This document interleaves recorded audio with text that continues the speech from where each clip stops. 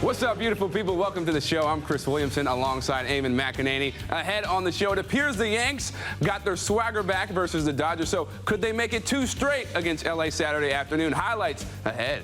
And Chris, the Jets were in action at home against the Saints. We'll have a recap from MetLife as well. But we begin with the Mets turning to Zach Wheeler for the second of 3 between the Amazins and the Braves. New York trying to bounce back after that tough extra inning loss against the Braves on Friday. Jeff McNeil activated off the injured list after a strained hamstring, available off the bench but not starting. The Braves with 2 on in the second. Former Yankee Francisco Cervelli getting his first Major League plate appearance since May 25th, and he ripped Zach Wheeler's pitch into the left field corner, plating the first 2 runs of the game. 4-0 in the bottom of the third. Mets with runners on the corners for Joe Panik. He grounds one to first. They try for the double play, but it's a bad throw. Atlanta only gets the 1 out. The Mets get on the board, pulling within 3. Still 4-1 in the bottom of the 5th with a man on third. Ahmed Rosario goes the other way for an RBI single, and the Mets pull within 2. After a Panik single, Pete Alonso, the 1-0 pitch deep to center field. No doubt about this one. Into the black. Gone. A 3-run shot gives the Mets a 5-4 lead. Alonso's 41st homer, tying the Mets' single-season record. It doesn't last long, though. Top of the 6th, Atlanta with a man on second. Rafael Ortega singles to right. Michael Conforto's throw to the plate is offline. Great base running by Cervelli, and that ties things up at 5. Still tied in the top of the 8th, Atlanta with 2 on and 2 out. Ronald Acuna facing Brad Brock, and he delivers the single into left. The go-ahead run scores. J.D. Davis holds onto the ball and then lofts it in, and Billy Hamilton takes advantage. The speedster races home with an insurance run. It's 7-5. Injury to insult in the 9th after allowing a homer to Freddie Freeman. Edwin Diaz in pain following this pitch. They call for help. He would leave the game with trap tightness. The Mets lose their second straight. 9-5's the final. Here's Diaz on that injury. Desde que estaba calentando estaba sintiendo una molestia en el cuello, pero pues yo pensaba que era, pues podía lanzar con ella, pero cuando entré al juego me sentía incómodo y por eso fue que llamé. When I was warming up, I was feeling a little bit uncomfortable right in like my neck area. I thought I could loosen it up eventually, but it just tightened up when I was pitching. What is that feeling in the moment as soon as you release it and you realize that he's heading for home? It's helpless, you know. With Hamilton, his speed, I saw that he was 3/4 of the way. But, it's just perfect timing. I don't know if they obviously probably drew it up, but it was a good high baseball IQ. We've been extremely resilient all year. And, yeah, I mean, these 2 losses are tough, but, I mean, all of us, in this locker room are pretty high character guys. I mean, we've come a long way to get here, and we still have a really good opportunity ahead of us. And this look at Pete Alonso's most recent milestone is presented by Geico. Alonso now moves into a tie with Todd Hundley and Carlos Beltran for the most home runs in a single season by a Met. Oh, by the way, Alonso has 33 games left to claim the record all by himself. So would the Mets lose any ground on the Cubbies? Chicago hosting Washington. Top of the 3rd, Nats already up 2-0 when Howie Kendrick makes it 3-zip with the base hit to left. Later on in the inning, bases loaded for Yan Gomes facing Jose Quintana, and he goes right back up the middle. Kendrick and Juan Soto score. Nats go up 5-zip. Washington goes on to win it 7-2. So if you look at the wild card standings now, the Phillies overtake the Mets to move within 1.5 games behind the Cubs for the second wild card spot. Brewers and Mets 2 games behind the Cubbies. Yankees, meanwhile, no wild card concerns for them. They have an 8-game lead in the AL East facing the Dodgers. CC Sabathia on the hill for the Yanks. No score in the bottom of the 3rd. Former Met Justin Turner changes that with 1 swing of the bat just over the left field wall. Turner's 23rd long ball of the season, 2-run shot. Dodgers up 2-0. Top 4. Aaron Judge getting his mojo back. Deep to center field, number 15 on the season for Judge. The lead is cut in half. It's 2-1. Same score. Top 9. Didi Gregorius at the plate, and he bunts with 2 strikes. The bunt goes foul, and he's out. Now the left side of the infield is wide open, but Didi, that's not going to work. Later in the inning, Gio Urshela grounds to 3rd. Turner lets to go to 2nd, but Brett Gardner with the hard slide takes out Max Muncy. Gleyber Torres, who was on 3rd, thinks he scores, but the umps say time was called. Aaron Boone says, wait, I think Gardner was safe. Umpires review the play as we take another look. Gardner clean, but hard into the bag. The call is overturned. But let's go back to Torres not scoring. Kenley Jansen calls time Gleyber's foot is still on third, and eventually the umpire also confirms time being called. So Mike Tauchman comes out with the bases loaded. He swings and misses. Next batter, Gary Sanchez.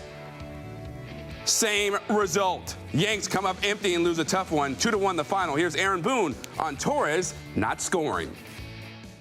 Gabe said he killed it. And, you know, just looking back, Kenley, you know, held his hands up.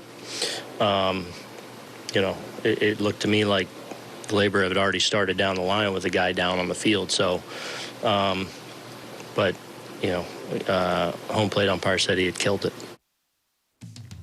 We have just teed off on this edition of Sports Night. Pete Alonso electrified Citi Field once again on Saturday, but it wasn't enough. John Harper and Anthony McCarron stopped by to discuss another tough loss to the Braves for the Mets. And Sam Darnold most likely took his final snap of the preseason when the Jets played the Saints Saturday. We'll have highlights and reaction when Sports Night continues only on SNY. Geico Sports Night is brought to you by Geico. 15 minutes could save you 15% or more on car insurance. Visit geico.com for a free rate quote. Weather's perfect. Family's all together. And we switched to Geico, save money on our boat insurance? How can it get any better than this? Dad, I just caught a goldfish. There's no goldfish in this lake. Whoa. It's pure gold. We're gonna be rich. We're gonna be rich! It only gets better when you switch and save with Geico. Is cleaning the outside of your house an exhausting all-day affair? You drag all those different cleaners around and then have to climb up and down. Not anymore. Hi, I'm John Florell, the Fuller Brush Man, and this is Full Crystal Full Exterior, the fast, easy way to clean all the dirt and grime from around your house in no time. Just add the cleaning crystals, attach it to any garden hose, and away you go. Quickly blast stains off wood decks, vinyl and metal siding. Completely clean dirt and debris from gutters, shutters, and overhangs. Erase grease and oil from concrete driveways, walkways, and pavers. Simply aim, spray, and it all goes away. The secret is in the Full Exterior cleaning crystals that safely break down, lift, and wash away dirt and grime in no time. With Full Exterior, use it on stucco, concrete, wood, vinyl, metal, and even porous pavers to clean up quick. Watch. We abused this white siding with the worst oil, grease, and dirt stains, but Full Exterior easily washes them away so nothing remains. It's bleach and oxidizer free, so it's completely safe to use around your shrubs, lawn, and flowers. With the Fuller Power Sprayer, it reaches up to 27 feet high. Use it to quickly power wash patio furniture, get rid of stains from picket fences and painted trim, power off bird droppings and tree sap from shingles and roof tiles. Call or go online to order the complete Full Exterior system for the factory direct price of just $19.99. But wait, order right now and we'll double your cleaning crystals. Just pay a separate fee. That's enough to make up to 14 gallons of cleaner. Full Exterior cleaning crystals are made in the USA. And remember, it's from the Fuller Brush Company, so your satisfaction is 100% guaranteed. Call or go online to buyfullexterior.com. That's buyfullexterior.com. Order now. Time for WB Mason post-game live. Makes a great grab. It's out of here. We're going to keep doing what we've been doing. Today was a big gut check day for us. Here's Mickey Callaway. We need that energy. That's what we need. And the Mets win the ball game.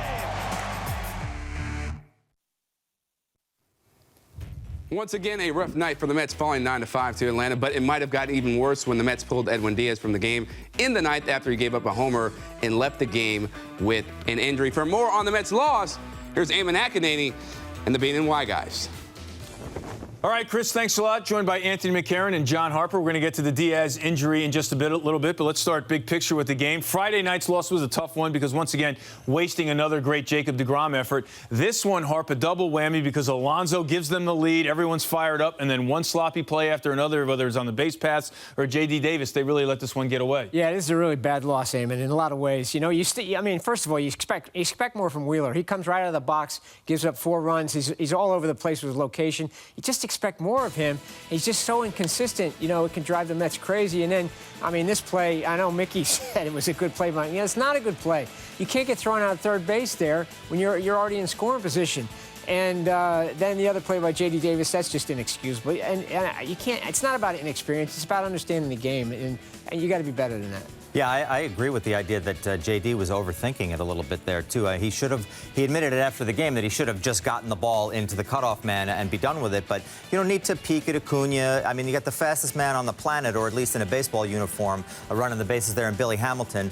You got to know that something might be up. Right, exactly. So, you know, the Mets did sort of unravel here with some bad mental mistakes and bad plays. You know, look, and it's a game that I thought that they took control of when Alonso crushes that homer. I mean, that's like the big moment. That's like the Met moment you're waiting for, all and that they've delivered. In the stadium. Right, they've delivered so many times during this run into wild card contention that you expected to. And to your point, though, that's Wheeler again. Even he admitted, he said that's where you need a shutdown inning once you have the place alive in the lead. I know. You know, I keep thinking he's going to go on another run, one of his runs, but he's had a few bad ones in a row now. And, you know, their starting pitching has to be better because now we're starting to see the bullpen start to leak a little bit. The bullpen's been good, but you know, it's bound to revert back to some of the problems they've had before. So it's got to start with the starting pitching, and Wheeler's got to be better. Sounds like you're not buying the idea that Mickey was pushing after the game about how Wheeler, you know, gave him some length at least. Well, he said he gave him a chance to win. You can't really say that when you give up 5 runs in 6 innings. I mean, he's better than that. That's the issue. All right, you said leakage in the bullpen just when it looked like Edwin Diaz was on track with the 2 strikeouts on Friday. Instead, it goes from bad to worse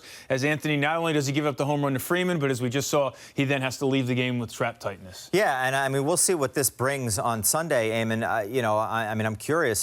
He said nothing has been bothering him like this throughout the year, but obviously we haven't seen the guy that we've expected to see in Edwin Diaz, that the Mets expected to see. Shutdown closer stuff. I mean, the guy's given up bombs all over the place the whole entire year, and you know, now this is like, you know, injury to insult with him coming out with this, and we'll see what it turns into for him. But you know, I mean, has he been dealing with something? I don't know the answer to that. We haven't heard of it, you know, before. But, I mean, the performance has just been dreadful all year. Yeah, I mean, listen, obviously they can use as many bullpen arms as they can get, but I don't think it's such a bad thing if he has a little bit of a timeout here. Everybody got excited. He had the one appearance. He comes in and gets out of the inning last night, but he also hit a guy. It just doesn't look like he knows where the ball's going, and you're going to keep paying for mistakes in location. He threw him right down the middle of Freddie Freeman, and you pay with a home run. I still don't think you can trust him in crucial situations. I mean, but their bullpen is in a shape there where you got to try to get outs out of Edwin Diaz, too, because his stuff is still pretty filthy. I mean, it looks great when it works, and then, of course, the ball's going over the fence. Right, yeah, I mean, he's given up way too many home runs. All right, Steven Matz goes to the Hill on Sunday, and I know, okay, they're only 2 out. No such thing as a must-win in August, but Harp, how imperative is it for Matz to give him a quality effort and them to avoid the sweep? It's important, just like it was in Atlanta last week, and they bounced back and got their last game. And it's really important because they played so well at Citi Field. It feels like they will really lose that momentum if they get swept here.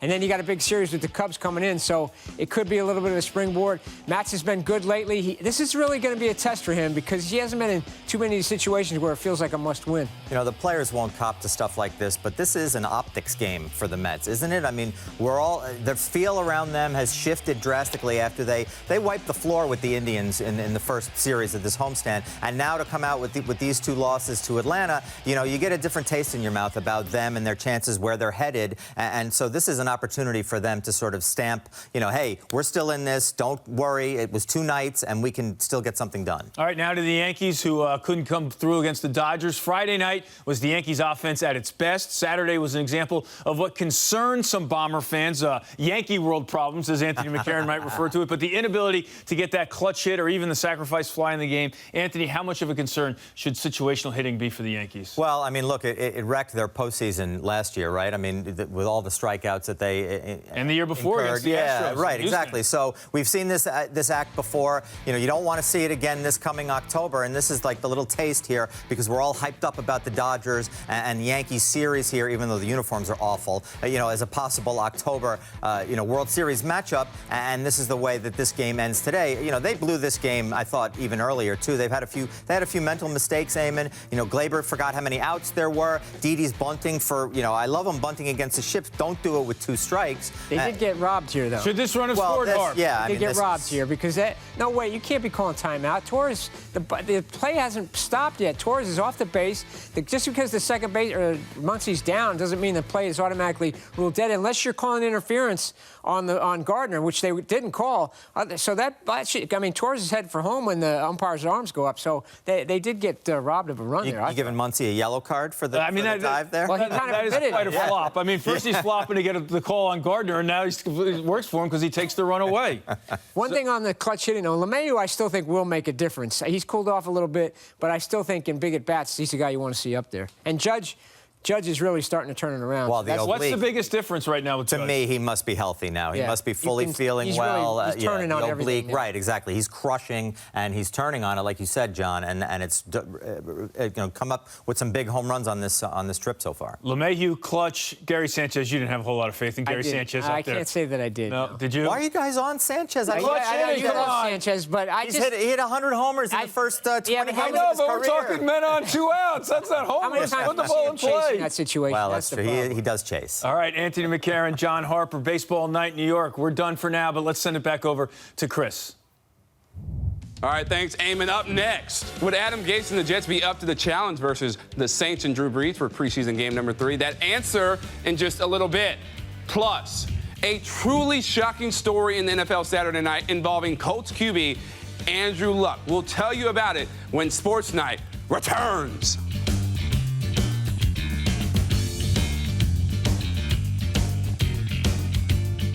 Have you taken a body blow at work? If so, it's good to know that the lawyers at Pasternak Tilker are in your corner, ready to get you back in the ring. Whether you have a workers' compensation claim, personal injury case, or a Social Security disability claim, Pasternak Tilker, Ziegler, Walsh, Stanton, and Romano will fight for you tooth and nail. Call them today at 1-800-222-WISH. That's 1-800-222-WISH. This week, it all ends here. The PGA Tour season comes to a close. One player will claim the FedEx Cup trophy for sustained season-long excellence. There is one #1 story today in sports. One of us will own August. One of us will win it all. One of us will make history. It all ends here at the Tour Championship. There's only room for the PGA Tour's ultimate prize. Sleep better with a new mattress from PC Richard & Son. Our mattress experts will help you find the perfect mattress. Quality brands made in the USA. And when you want it, need it, just gotta have it, we'll get it there the next day. And you can rest assured with our 90-night sleep guarantee. It's time for a new mattress. Sleep better with PC Richard & Son, the official appliance, electronics, and mattress retailer of the New York Mets. Your eyes follow like a spotlight. 'Cause I'm gonna be it tonight. You can be cool, you can be shy. Say what you want, say what you like. 'Cause your body talks, your body talks. That's gone, a home run. Mets, Phillies. Scooter of the big man busts the city in half. Get tickets at Mets.com/tickets. Ooh, Brad, check it out. There's a variety of pairs. This could be a song about home insurance. Oh, with Nationwide, you can save up to 20% by bundling your home and auto insurance. Bundling home and auto. 2 songs in one. What do you call that, a crossover? No, it's more of a mashup. Yeah, mashup. You see, that's why we're a great band. We're not a band. Yes, we are. We are a band. I am in a band.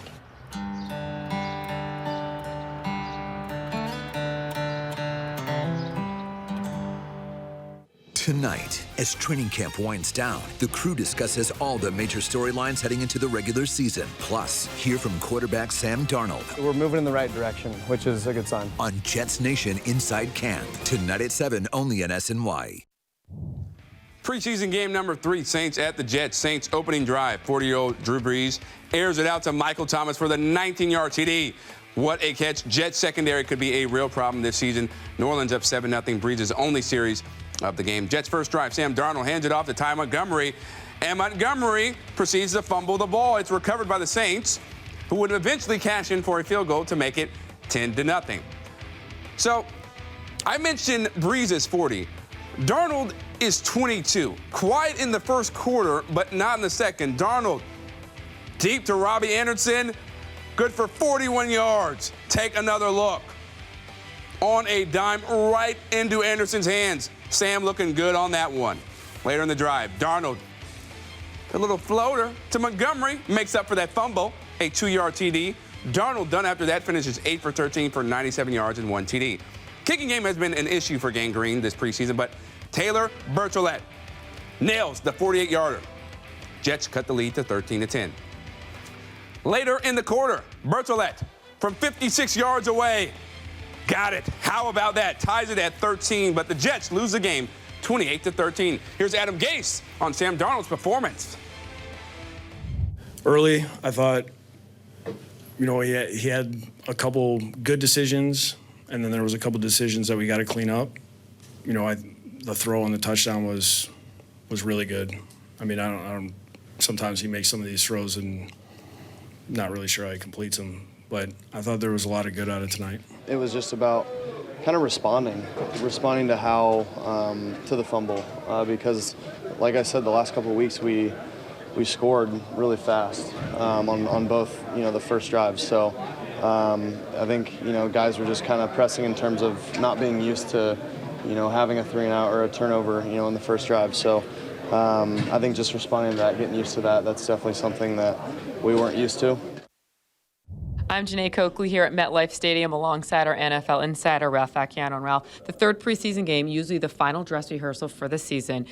Jets starting offense played 5 series. Didn't look good those first 4, but that 5th series, Sam Darnold was back, hit Ty Montgomery for that touchdown. Yeah, and you want to take the positives out of this game. That's exactly what it is. That last drive, after 4 really awful drives for the offense, Sam Darnold found a way to get them moving. They had 51 yards in the first 4 drives, 65 in the touchdown in the last drive. It just shows that, he's that kind of quarterback where when things will go wrong, he will keep working at it and find a way to make it right. And doing it, by the way, again, without Le'Veon Bell and without 3/5 of his offensive line. I was going to say, what does that show? At one point, you want to be like, should he be playing with these backup O-linemen? He took some really big hits, including right on that last drive. He took a big hit right before he found Robbie Anderson down the field for a 41-yard gain that set up the touchdown. He stood in there on that play and took a hit as he threw, showing his toughness. But yeah, certainly watching that game after 4 series, you're starting to wonder, is the risk really worth it? All right, let's go to the other side of the ball, the starting defense. Drew Brees marched down that first drive and scored on them. What does it say? Yeah, that was not good. Again, they're trying to mix some pieces in there. The one real worrisome sign is what Drew Brees did is exactly what you'd expect. He took advantage of the secondary, and we know that the Jets are not good at cornerback right now, banged up with Tremaine Johnson out. Their coverage is going to be a problem, and especially if they don't generate a pass rush. Now, they didn't in this game. We don't know if that was because Greg Williams didn't dial up the blitzes or because they just couldn't get to Drew Brees, but whenever that happens, the secondary is going to be a liability, and we saw it in this game. Overall, how would you sum up the Jets preseason? I think there were a lot of good signs. There's certainly things you worry about, the depth, some of the injuries they had. You worry about the offensive line not getting a lot of time to play together is a problem. Cornerback is an issue, but they've got the pieces here in place. The offense, for the most part, has looked good. Sam Darnold. I was going to say, Sam Darnold looks fantastic. Exactly. He's going to play like that. And again, we think he has the weapons. It could be a very, very good year for the offense. There's a little hope involved with the defense, with Greg Williams being able to dial up the pressure, with Leonard Williams having a bounce-back year. But if you get those pieces right there, to me, I think there's a lot of optimism this could be a very good season. I'm Janae Coakley, Ralph Acciano from MetLife Stadium. All right, thanks, Janae. Nobody saw this coming for the Colts. Their franchise QB, Andrew Luck, told the coach shockingly that he's retiring from the NFL. Luck had been battling a calf injury all preseason, but he's mentally worn down. Luck retires at just 29 after being picked #1 overall by the Colts in 2012. He spoke about his decision to go on Saturday night. This is not an easy decision. Honestly, it's the hardest decision of my life. But it is the right decision for me. For the last 4 years or so, I've been in this cycle of injury, pain, rehab, injury, pain, rehab. And it's been unceasing. I've been stuck in this process. I haven't been able to live the life I want to live. Taking the joy out of this game. And after 2016, where I played in pain and was unable to regularly practice, I made a vow to myself that I would not go down that path again. I find myself in a similar situation, and the only way forward for me is to remove myself from football in this cycle that I've been in. Andrew Luck might be done, but we're not. Still ahead, one of the new Knicks makes a great first impression with young fans at the famous Rucker Park. We'll have more on that right after this. Geico Sports Night is brought to you by Geico. 15 minutes could save you 15% or more on car insurance. Visit geico.com for a free rate quote. Prepare for a rumble up above as the Geico Sky Typers soar through a sky near you. See vintage aircraft, precision flying, and aerobatic action overhead.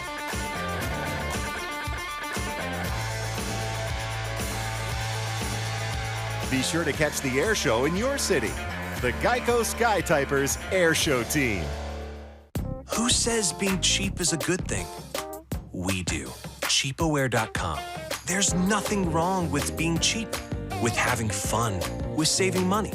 So go ahead. Be smart. Be cool. Be cheap. Just download, click, or call and save on the best flights, hotels, cars, and more.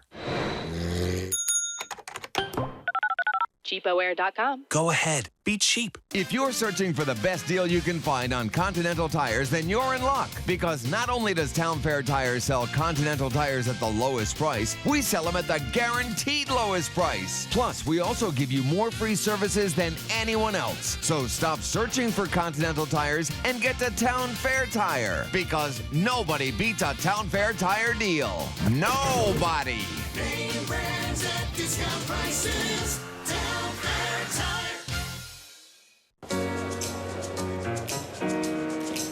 These are the moments that bring us to our feet. The anticipation, the tradition, the foul ball, the 15 seconds of fame, the big catch, the game-winning home run. But the most important moment happens when we all stand together. Join us as we stand up to show our support for loved ones affected by cancer. Visit standuptocancer.org/MLB. Stand up with us. Stand up with us. Stand up with us. Stand up with us.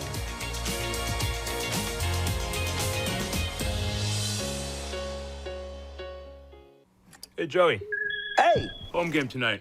You get an injury update? Oh, don't even get me started, bro. My sciatica's acting up. I think I pulled a muscle in my neck. I don't even know what this thing is. I don't know where it happened, but I kind of developed like some underarm acne. I think I gotta switch out my roll-on. Have you ever seen this before? Take a look. Come in close. Yeah, whoa. Where you going? SNY, complete coverage of every New York team, anytime, from any device. Get your New York sports here. All things New York sports, all on one site, only on SNY.TV. New Knicks forward Julius Randle was at iconic Rucker Park in Harlem on Saturday to hand out back-to-school backpacks. He signed a 3-year, $63 million deal with New York after averaging a career-high 21.4 points a game with the Pelicans, and he can't wait to earn that new paycheck. What should fans expect from you coming into this season and during your stretch here in New York?